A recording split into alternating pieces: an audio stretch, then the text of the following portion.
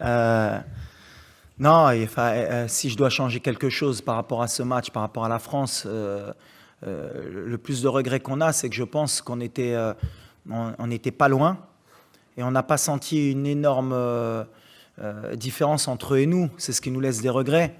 Après, si j'avais quelque chose à changer, j'aurais aimé qu'on ait tous nos joueurs à disposition et à 100%. Mais après, quand on part de ce côté-là, la France, il leur manquait Rabiot, il leur manquait Benzema, il leur manquait Pogba, il leur manquait Kanté. Mais eux, ils peuvent se permettre d'avoir des absents.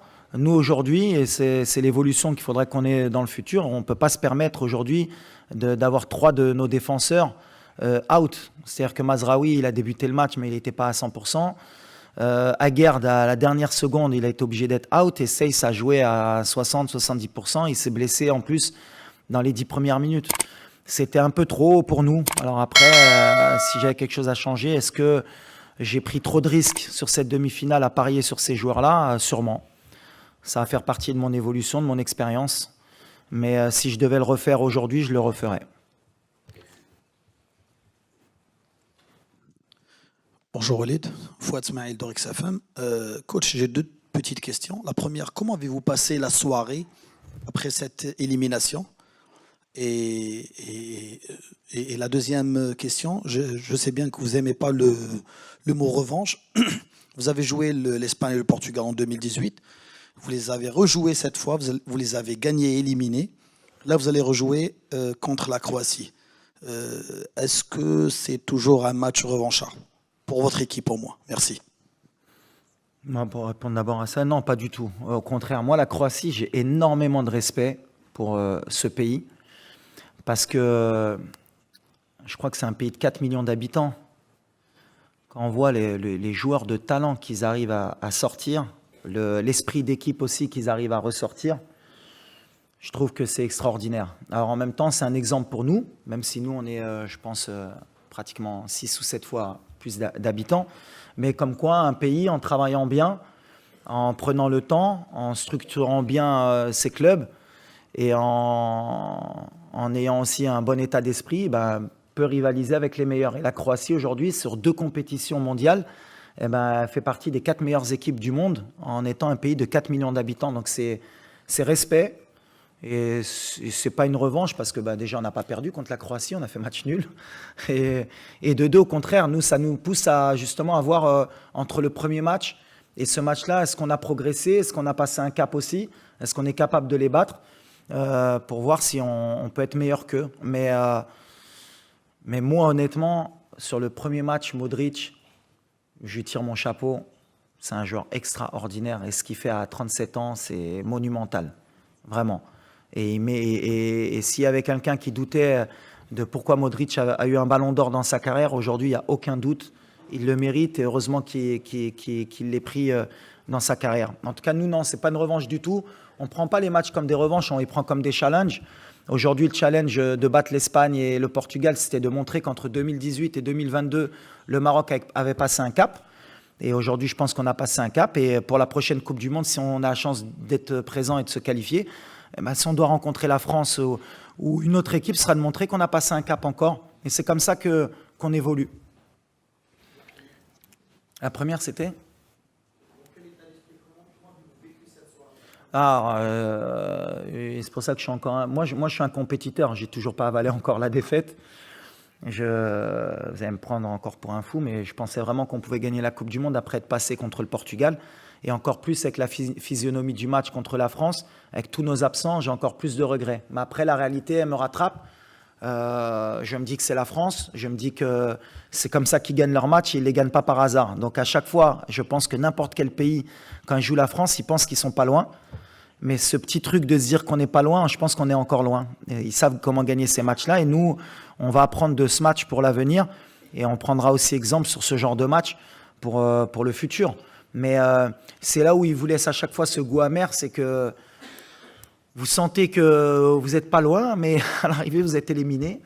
Il faut l'accepter. Et aujourd'hui, on est déçus parce que l'engouement qu'il y avait derrière cette équipe, même le peuple s'est mis à rêver, tout le monde s'est mis à rêver. Et quand vous coupez le rêve de quelqu'un, ben forcément, on est déçu pour notre pays. Mais après le match de demain, Inch'Allah, on va repartir au combat et puis on se rendra compte quand on regardera derrière nous qu'on a fait quelque chose d'extraordinaire. Jeroen Kapteins, Telegraaf newspaper from Amsterdam. Zakaria, what did you know about all the celebrations in your native town of Gorinchem during the World Cup? Did you have any sight on that, and did you have nice reactions from your former teammates from AZ or for PSV Eindhoven?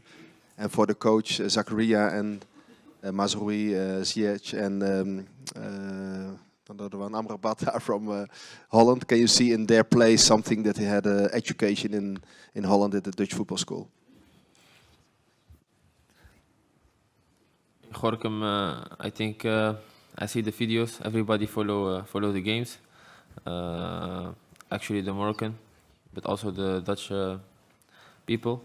I see also that NOS was there.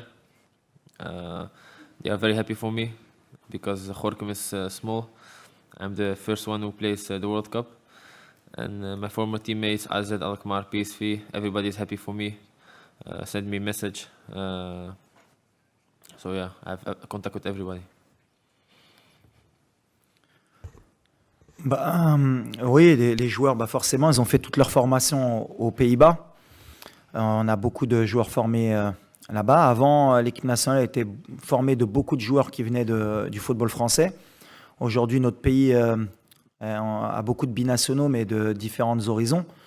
On a donc les néerlandophones, on a les Belges, on a les Français, maintenant les Hispaniques aussi, et même les Italiens.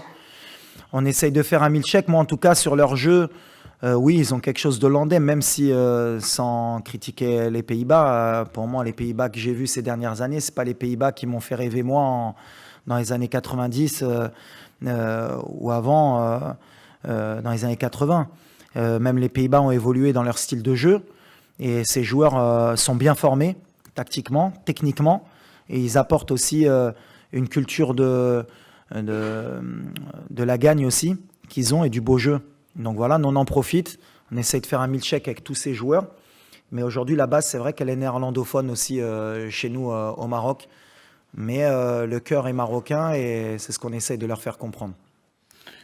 Last question, please. Bonjour coach, félicitations. Samuel Billon, Cameroun Radio Television. Une fois encore, félicitations pour le magnifique parcours. Vous avez aimé être en finale, ce n'est pas le cas. Et il y a une finale qui oppose la France à l'Argentine.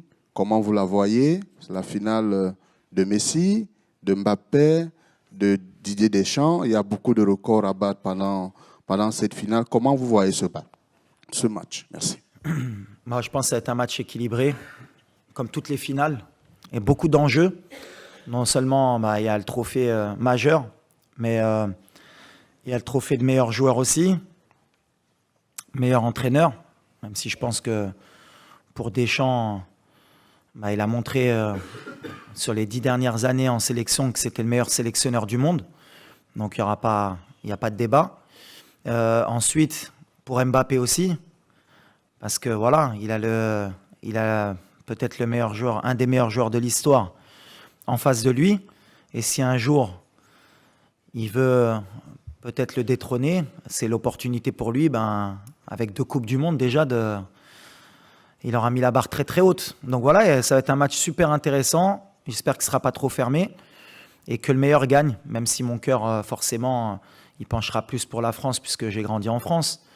Donc voilà, mais avec beaucoup de respect pour les Argentins, puisque l'entraîneur, c'est un entraîneur avec qui j'ai joué dans ma carrière, donc lui aussi je lui souhaite du bien, et j'espère aussi que pour lui ce sera une belle finale. Donc voilà, le cœur il balance, mais l'objectif c'est de voir un bon match de football, que le meilleur gagne, et on verra qui écrira l'histoire. En tout cas voilà, comme tu as dit, il y a beaucoup de choses qui se jouent, la 3e étoile pour les 2 pays. C'est sûr qu'en termes d'affiche mondiale, c'est une affiche rêvée pour la FIFA, pour le monde du football. Donc on est content, on va l'observer, que le meilleur gagne. Coach Walid Regragui and Zakaria Boukhal, player number 14. Thank you. Thank you. Merci beaucoup. Thank you.